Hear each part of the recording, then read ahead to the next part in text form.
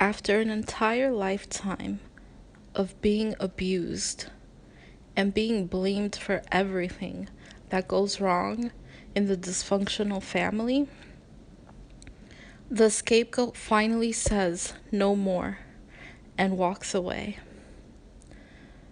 So, what happens after the scapegoat walks away from the abuse?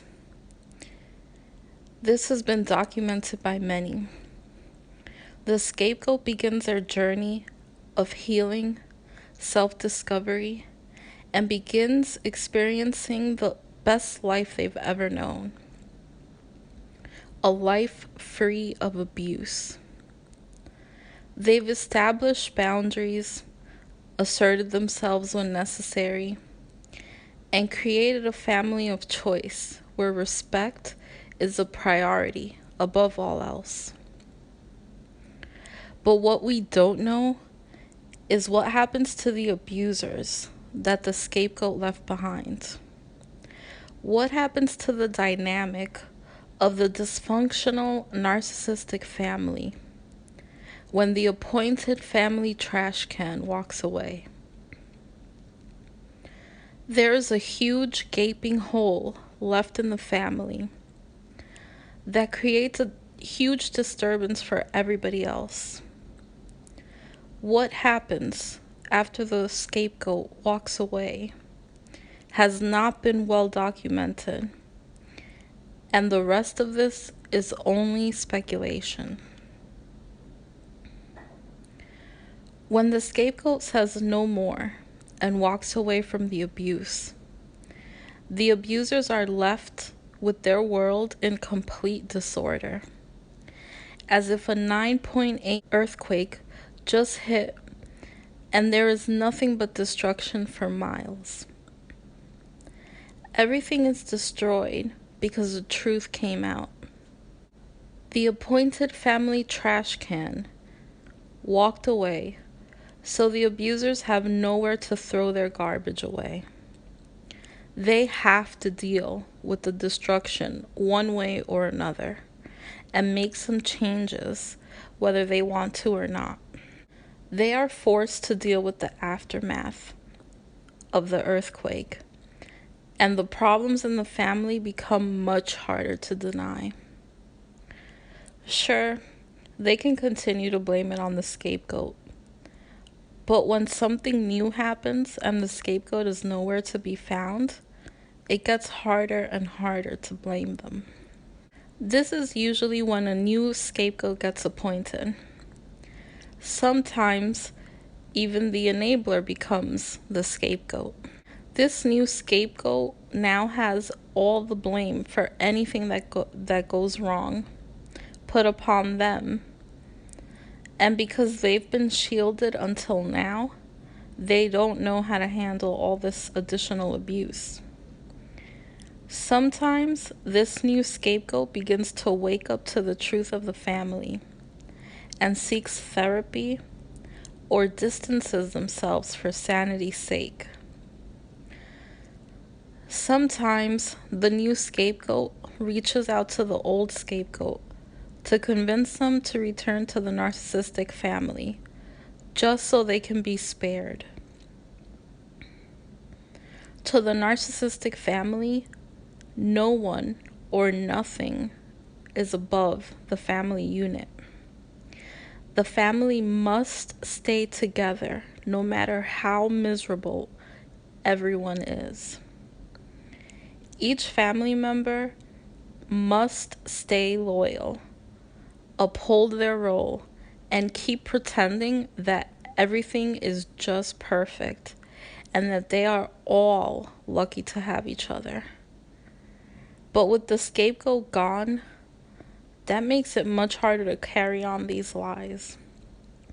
Sometimes the narcissistic family may begin to turn on each other, and all the abuse that was reserved for the scapegoat is now being evenly distributed through the family. This may make the narcissistic family begin to self-destruct. The relationships that remain in the family may have extra pressure applied on them, which may lead to more volatile interactions, and sometimes even it may result into distancing and strained relationships between the remaining family members. Alternatively, the scapegoat's absence may also result in the family members uniting in their hatred for the scapegoat, bringing them closer together. Lots of gossiping and trash talking about the scapegoat may take place, but this behavior will shock some remaining family members as to how quickly the family collectively turned on the scapegoat that they simultaneously claim to love. This will leave the awakening family member to wonder if the people that claim to love them speak so horribly about them behind their back, which may create distancing, severe trust issues, and strained relationships between the remaining family members. Although the narcissistic family may never admit out loud to the true issues in the family, deep down inside, they can't sweep the scapegoat's absence under the rug. The deafening silence of the scapegoat's absence is way too intense not to make the narcissistic family face this fact every single day. They will try to numb the pain out and forget about the scapegoat and go on with their daily lives. But they will especially be reminded that the scapegoat is no longer there on holidays, birthdays, and special occasions.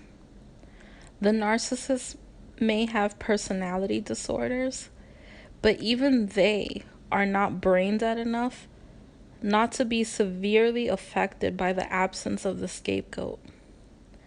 I believe it changes them, and it changes their world. It may or may not be for the better, but the scapegoat has walked away, and everyone was shocked by the deafening sounds of their footsteps. As the scapegoat, you may have always felt like you had no rights in the family, like you had no voice and were not allowed to speak. You were told not to feel your very normal feelings, and you were not allowed to speak your truth. But by walking away from the abuse and going no contact with your narcissistic abusers, your voice was finally heard by them, loud and clear. Through your silence, they all have finally heard the words you've been trying to speak for so long. This abuse is not okay. I will not take your abuse any longer. I have had enough. No more. Thanks for listening.